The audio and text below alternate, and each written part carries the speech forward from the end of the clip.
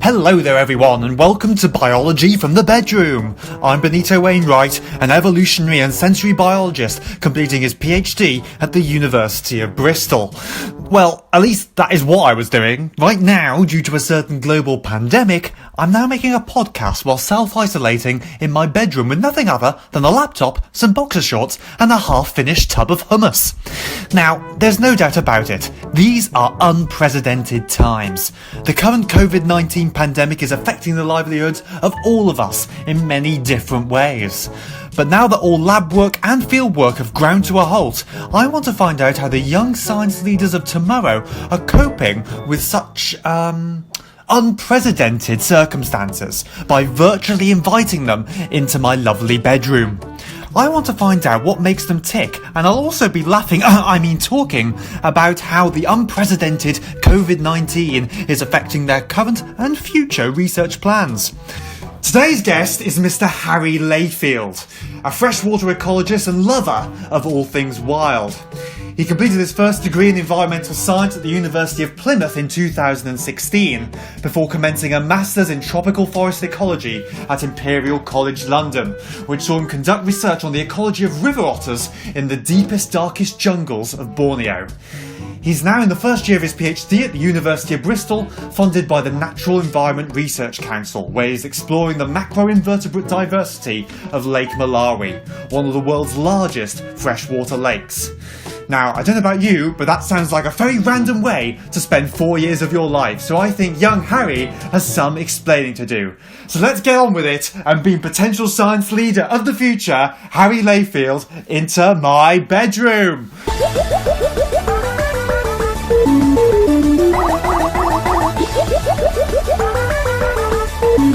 Hello, Harry! Hey, Benito, how are you? I'm very well, thank you. Welcome to my bedroom. Well, thank you very much. How are you spending your self-isolation? Are you coping with it okay? Yes, it's been a bit of an adjustment week, I'd say. I came back from Bristol to my family home. So it's just been about balancing, work life to home life, I guess. But yeah, I'd say pretty good overall.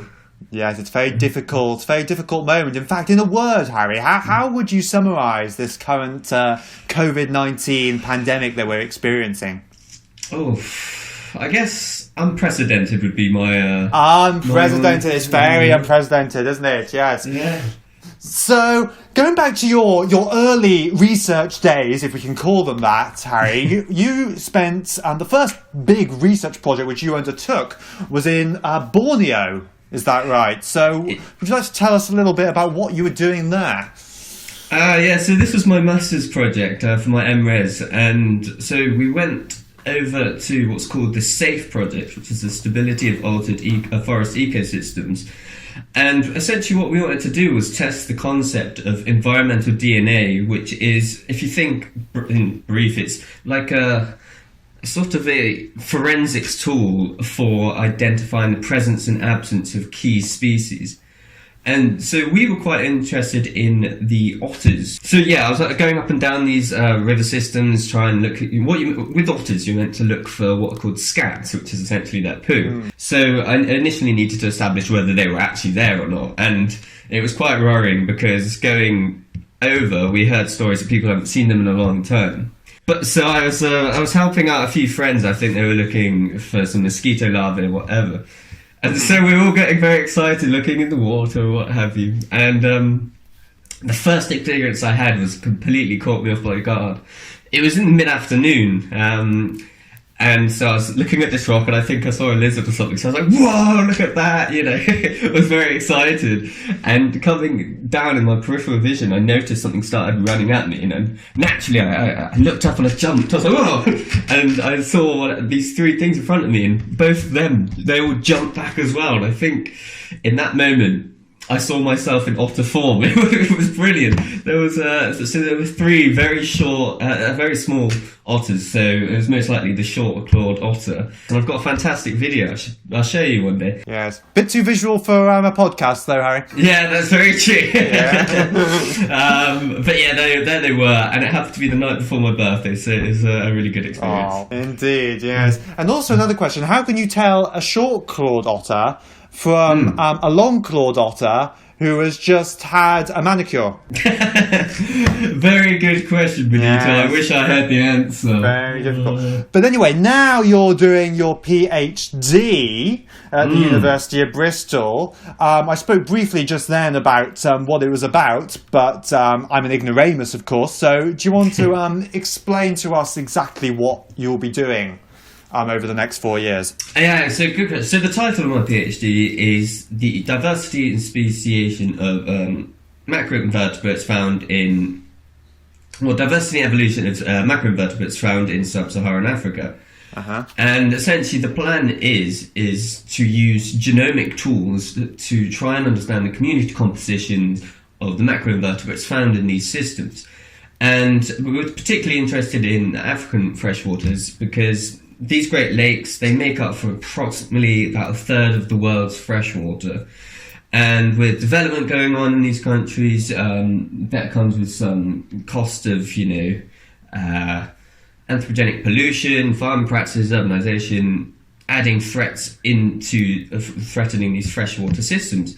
Yeah, interesting. So, I mean, I guess the next question is, what is there? Because I think to most people, when we think of freshwater life, we probably just think of frogs and fish. So what is the kind of macroinvertebrate diversity? What does it consist of in Lake Malawi? So the macroinvertebrates themselves are really interesting because they can be used as an indicator of how healthy a freshwater system is.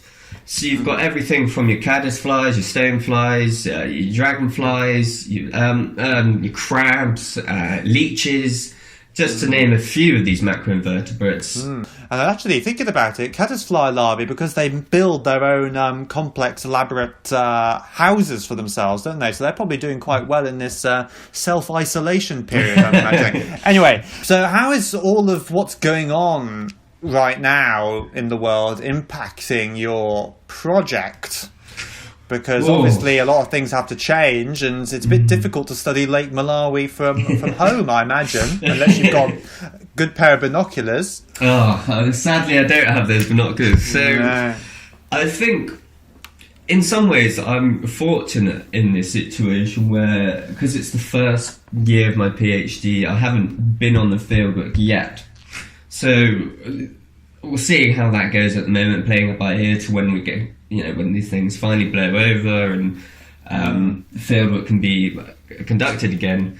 But yeah, essentially that's delayed my first year's fieldwork, which is scheduled to go on at about mid-May, June time. Right. But so we're keeping that on hold at the moment, and as you will know as another PhD student, there's always stuff to be going on with writing and literature reviews, that fun. Very good. Now, one of the things that we wanted to highlight on biology from the bedroom is that, sometimes science goes really well and it's very exciting, but a lot of the time it goes wrong, and us scientists tend to look like right old idiots, pretty much. I'm not sure how you can relate to this, Harry. There's certainly been a few occasions with me, but as I'm not a guest on my own podcast, I'm not going to embarrass myself. But instead, do you have any stories of when things have gone not to plan in your research?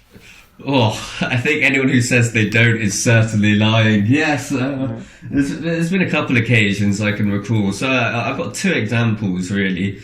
The first was after my master's, I was a research technician working on snake venom at University of Reading, and a lot of things that could go wrong there. A lot of things. Thankfully, I've still got all my limbs, but I think in the lab I'd make stupid mistakes, or using some of this expensive kit I'd never used before, liquid chromatography. Often that would just go wrong all the time, whether it was me loading it incorrectly or the machine. But I think in terms of field work, this otter work we talked about, originally I had this plan, I was going to sample all these different rivers, and it was way too enthusiastic, and I think,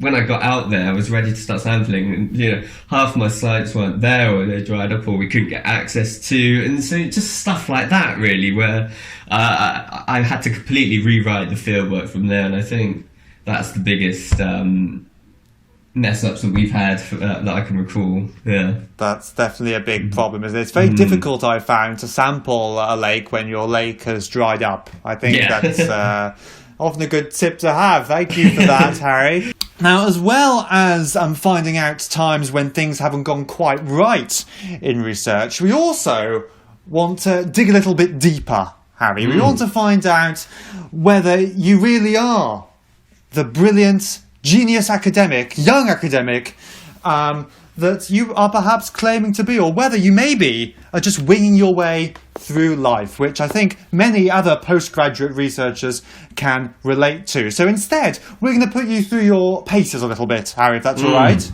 May I introduce you to the cryptic question clock quiz? Oh, cryptic question, what's it gonna be? What's it gonna be? Cryptic question, what's it gonna be? What's it gonna be? Cryptic question, what's it gonna be? What's it gonna be? The cryptic question clock quiz is basically a fast-paced quiz where you've got to answer as many questions as you can in 1 minute. But you might be thinking, this is a little bit like Mastermind. Well, there's an added twist, Harry, and that is the cryptic question. Oh, cryptic question, what's it gonna be? What's it gonna be? Cryptic question, what's it gonna be? What's it gonna be? Cryptic question, what's it gonna be? One of the answers to the questions I'm going to ask you now is also an answer to a question in a completely different non-biology related topic. And this week's non-biology related topic is pop divas. When you deduce which answer is actually an answer to another question, you have to tell me before you give your answer using a signature buzzer. And Harry, your buzzer shall be the sound of a caddisfly fighting off a water boatman. Would you like to give us a little insight onto what that might sound like? Okay, right, so are you ready to face the cryptic question clock quiz? I'm ready. Here we go. Right, your time starts now. How many legs does a dog typically have? 4. Right, frogs, toads and newts are classified as what type of animal? Amphibians. Very good. What are the male parts of a flowering plant that produce pollen called? I've forgotten. Pass. Right. What is the largest animal that is believed to have ever lived? Is it the blue whale? Correct. Poisonous substances injected into another animal, usually through biting, is referred to as what? Poisonous? Yes. Is that... I thought it was venom or envenoming. Correct. Cell division which leads to the production of 2 genetically identical daughter cells is referred to as what? Is it meiosis? Incorrect. Oh, no, I know what... Oh, okay, I've missed it. Go on. Name 3 species of birds of prey. Latin name or English name? Normal English name. normal name. Okay, the kite. That's the time, I'm afraid. Oh, no. No, go on. Okay, I'll take it. I've started, so I'll finish. Okay, a kite, a buzzard, and a sparrowhawk. Okay, you, Harry, have got a total of 5 points. Oh. Very good. Now, you didn't find the cryptic question, of course, which was an answer to a question on pop divas. The first question I asked Harry was, how many legs does a dog typically have? And your answer was? 4. Indeed. Now, 4, of course, is the title of Beyonce's 4th studio album. There. But we haven't finished yet. See, before we all went into quarantine, I snuck in to the Life Sciences building and managed to steal a key piece of scientific equipment. So just by listening to this clip, I want you to deduce what piece of scientific equipment am I tapping against my saucepan. Okay, play the audio, please. Microscope. The slide for a microscope. A microscope slide, is that what you're saying? Yeah, I guess so. That's the only thing that came to mind with glass. I'm afraid that's incorrect, Harry. Oh. The correct answer was a 1 meter point quadrat. Oh, of course.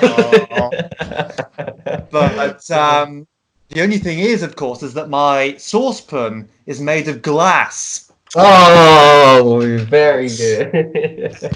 Anyway, so we're coming to the end of the show, Harry.